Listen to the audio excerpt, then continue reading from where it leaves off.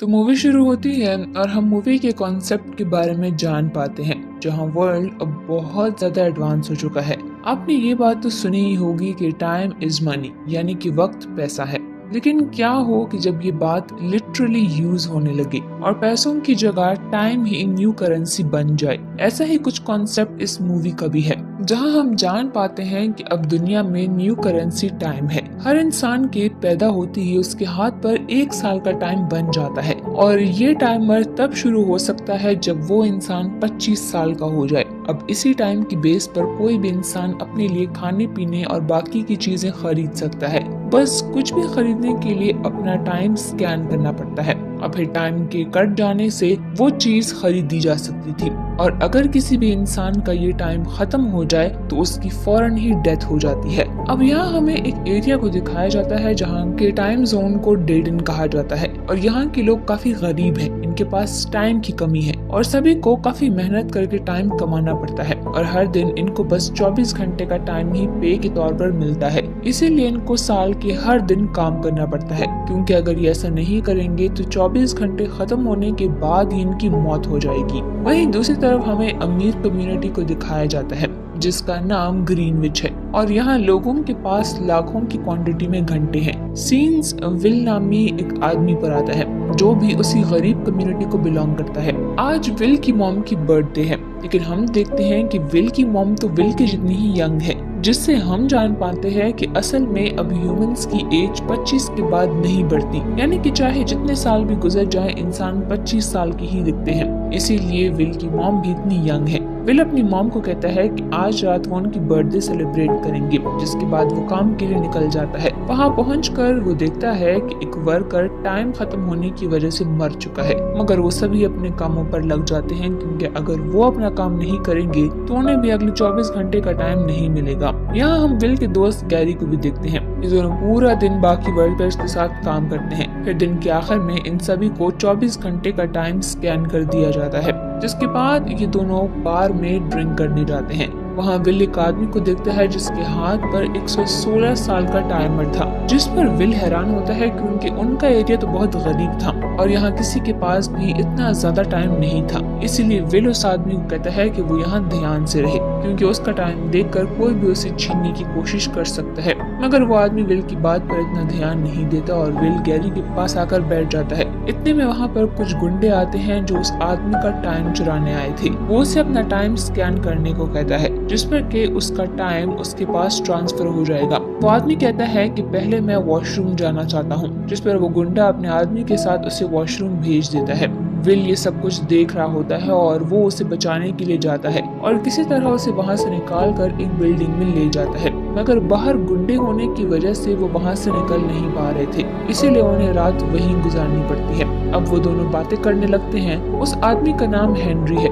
Henry बताता है कि वो एक बिजनेसमैन हुआ करता था, उसके पास बहुत टाइम था, उसकी एज 100 साल से ज्यादा है और अब इस पॉइंट पर आकर वो जिंदगी से तंग आ चुका है, इसीलिए उसने अपना बिजनेस छोड़ दिया और जितना भी टाइम उसने कमाया उसे वो यूज करना शुरू कर दिया। अभी भी उसके पास बहुत टाइम है, मगर उसे समझ नहीं आती कि इसे वो कहाँ खर्च करे। तब विल उसे समझाता है कि तुम्हें इस टाइम को वैल्यू करना चाहिए। बहुत से ऐसे लोग हैं मेरे जैसे जो कि इसी टाइम के लिए दिन रात मेहनत करते हैं, जिस पर हेनरी कुछ सोचने लगता है। कुछ देर बातें करने के बाद वो दोनों वहीं पर सो जाते हैं। सुबह जब विल की आंख खुलती है तो वो देखता है कि हेनरी वहाँ पर नहीं है और ये देखकर वो बिल्कुल शॉक्ड रह जाता है कि हेनरी ने अपना सारा टाइम उसे ट्रांसफर कर दिया है। तभी उसकी नजर विंडो पर पड़ती है जहाँ हेनरी ने उसके लिए एक मैसेज छोड़ा था कि तुम मेरे टाइम को अच्छे से यूज करना और इसे वेस्ट मत करना। विल की नजर बाहर ब्रिज पे पड़ती है जहाँ हेनरी सुसाइड करने बैठा हुआ था। उसने अपने लिए बहुत थोड़ा सा टाइम बचा कर रखा था। उसे देखकर विल उसकी तरफ भागता है, मगर जैसे ही हेनरी के कुछ सेकंड्स भी खत्म हो जाते हैं तो उसे हार्ट अटैक आता है और उसकी वहीं पर डेथ हो जाती है, जिसके बाद उसकी बॉडी पानी में गिर जाती है।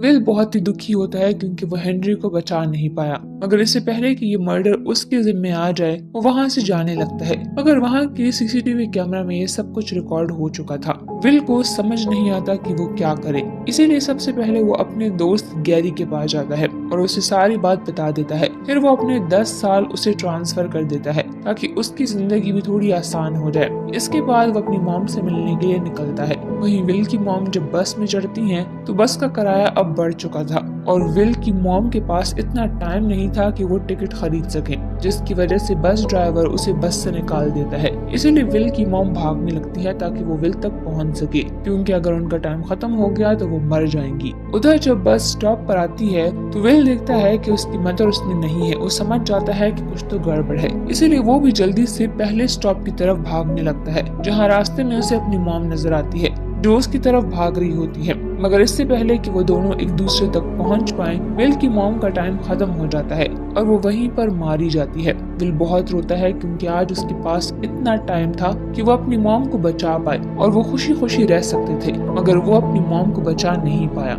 सीन चेंज होकर हम देखते हैं कि हेनरी की लाश किनारे पर आ चुकी है, जहाँ पुलिस उसे इन्वेस्टिगेट कर रही है। यहाँ पुलिस को टाइम कीपर कहा जाता है।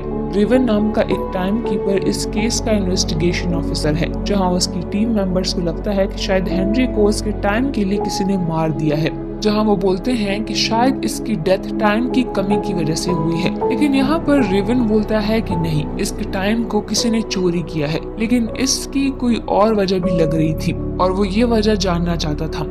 विल एक कार में बैठकर ग्रीनविच जाता है, जहां पहुंचने के लिए उसे बहुत सारे टाइम जोन से निकलना पड़ता है और वो हर जोन पर अपनी स्कैनिंग करवाता है। ग्रीनविच पहुंचकर उसकी नजर एक लड़की पर पड़ती है और फिर वो आगे बढ़ने लगता है और फिर वो एक होटल जाता है, जहां पर ये लड़की उसको वहां भी मिलती है। विल एक रूम बुक करता है और फिर जब वो होटल में लंच कर रहा होता है तो वही लड़की दोबारा से उसके सामने आ जाती है। वो वहाँ की वेट्रेस को 1 हफ्ते की टिप देता है और फिर वो कसिनो के बारे में उससे पूछता है और फिर रात को वो तैयार होकर कसिनो में जाता है। वहाँ एंट्री के लिए उसे अपना 1 साल देना पड़ता है और फिर उसको एक टेबल पर बिठा दिया जाता है, जहाँ पर वो पोकर गेम खेलता है और वहाँ पर उसकी मुलाकात फिलिप नाम के एक बिजनेसमैन से होती है। वो उसके साथ पोकर गेम खेलता है। विल अपना सारा टाइम गेम पर इन्वेस्ट करता है, जिससे वो जीत भी जाता है और फिर वो पूरे 1000 साल जीत जाता है। वहाँ पर होटल वाली लड़की भी आती है जिसका नाम समंथा था और वो इसी फिलिप की बेटी होती है। फिलिप विल को अपने घर होने वाली पार्टी पर इनवाइट करता है। नेक्स्ट डे वो एक महंगी कार लेकर फिलिप के घर पार्टी में जाता है, जहाँ पर वो फिलिप की मदर इन लॉ, वाइफ और बेटी से मिलता है, जो कि दिखने में एक ही उम्र की थी, लेकिन रियलिटी में उनकी एज डिफरेंट थी। पार्टी में समंथा विल को अपने साथ डांस करने को बोलती है। वो लोग डांस करते हैं और फिर विल उसको अपने साथ बाहर कहीं ले जाता है। दूसरी तरफ टाइम कीपर को विल का फिलिप के घर जाने की सीसीटीवी फुटेज मिल जाती है और उसे विल के बारे में भी पता चल जाता है। समंथा का घर बीच के साइड पर था, इसीलिए फिलिप उसे स्विम करने को बोलता है। दोनों ही सी में स्विम कर रहे थे। वहीं पर समंथा का बॉडीगार्ड उसे आवाज लगाता है। दोनों वापस से अपने कपड़े पहनकर पार्टी में आते हैं और फिलिप को उनका समंदर में नहाने का पता ही नहीं चलता। पार्टी में रेवन आ जाता है और वो विल को अपने साथ एक रूम में ले जाता है और उससे हेनरी की मौत की वजह पूछता है। विल बोलता है कि उसने ये टाइम गेम से जीता है और हेनरी ने मरने से पहले अपना सारा टाइम मुझे दिया था। रेवन उसका सारा टाइम एक कैप्सूल में स्टोर करता है और उसे अरेस्ट करने का बोलता है, जहाँ पर विल उन टाइम कीपर्स को मारकर नीचे आता है और समंथा को पकड़कर कैदी बना लेता है। वो समंथा को अपने साथ बाहर गाड़ी में लेकर जाता है और उसको किडनैप करके वहाँ से चला जाता है। रेवन भी उसके पीछे आता है, लेकिन विल उससे खुद को छुपा लेता है और आगे निकल जाता है। आगे जाते हुए वो लोग डेडन पहुंचते हैं, लेकिन वहाँ पर पुलिस ने अपना जाल बिछाया होता है, जिससे विल की कार का एक्सीडेंट होता है और वो दोनों ही बेहोश हो जाते हैं। फिर वहाँ पर डीडन के लोग भी आ जाते हैं, जो कि समंथा के सारे टाइम को चुरा लेते हैं और जब उसकी आंख खुलती है तो उसके पास सिर्फ 32 मिनट थे। विल उसे जल्दी से अपने साथ गैरी के घर ले जाता है, जहाँ गैरी की वाइफ उसे बोलती है कि गैरी ने अपना सारा टाइम शराब पर वेस्ट कर दिया, जिससे कि उसका टाइम खत्म हो गया और उसकी डेथ हो गई। विल समंथा की डायमंड रिंग उससे लेता है और उसे बेच देता है और जिससे उसे 48 आवर्स मिल जाते हैं और अब वो समंथा पर गन पॉइंट करके उसे कॉल स्टेशन पर ले जाता है और फिलिप को कॉल करने को बोलता है। फिर वो फिलिप से कहता है कि तुम मुझे 1000 सालों का टाइम दो और उसे डीडन के बैंक में ट्रांसफर कर दो तो मैं समंथा को छोड़ दूंगा। रात को समंथा विल के साथ उसके घर ही आती है। वो लोग रेस्ट करते हैं और समंथा को विल अपनी मॉम की ड्रेस भी देता है। समंथा विल से उसके पेरेंट्स के बारे में पूछती है। विल बोलता है कि मेरे फादर की डेथ मेरे बचपन में ही हो गई थी और मुझे मेरी मॉम ने ही पाला है। फिर विल समंथा को एक ट्रिक बताता है जिससे वो समंथा का टाइम अपने हाथ में ट्रांसफर करता है। वो दोनों जब सुबह उठते हैं तो वो देखते हैं कि फिलिप ने अभी तक 1000 साल नहीं भेजे हैं और विल और समंथा के बीच तो अब काफी फ्रेंडशिप भी हो गई है। विल उसको अपने घर वापस जाने को बोलता है। समंथा बोलती है कि वो भी उसके साथ ही आएगी। वो कहती है कि मैं अपने फादर को कहूंगी कि मैं अपनी ही मर्जी से गई थी। वो दोनों अब एक दूसरे को किस करते हैं। समंथा को विल एक गन भी देता है। समंथा अब फोन बूथ से फिलिप को कॉल करती है। पीछे से रेवन आता है जो कि विल को शूट करने वाला होता है, लेकिन समंथा उसे शूट कर देती है और दोनों रेवन की कार को लेकर वहाँ से चले जाते हैं। समंथा बोलती है कि हम एक टाइम कीपर की कार में हैं, जिससे कि बाकी के टाइम कीपर हमें पहचान सकते हैं। वो बोलती है कि हमें एक दूसरी कार में जाना होगा और वो दोनों एक कार को लूटते हैं और फिर उसमें बैठी एक लेडी से उसका टाइम भी चुराकर वहाँ से निकल जाते हैं।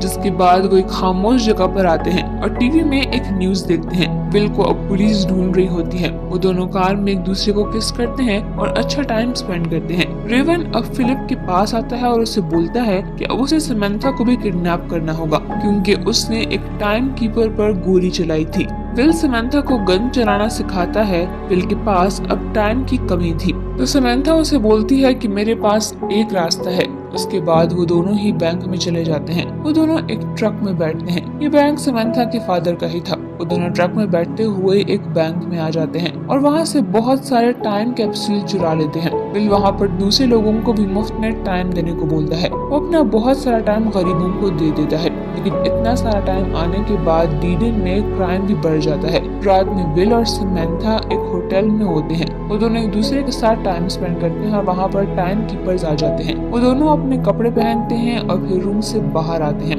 टाइम कीपर भी उनके पीछे भागते हैं, लेकिन वो दोनों विंडो से छलांग लगा लेते हैं और होटल से भाग जाते हैं। उनके पीछे टाइम कीपर भी भागता है और गोलियां भी चलाता है, लेकिन वो दोनों किसी तरह भाग ही जाते हैं। विल और समंथा अब एक दूसरे होटल में आते हैं और वहाँ के रिसेप्शनिस्ट से सारे रूम को बुक कर लेते हैं। वो दोनों एक रूम में चले जाते हैं और वहाँ पर उस होटल में एक और आदमी भी आता है, लेकिन रिसेप्शनिस्ट उसे कोई रूम नहीं देती क्योंकि सारे रूम्स तो विल ने बुक कर लिए थे।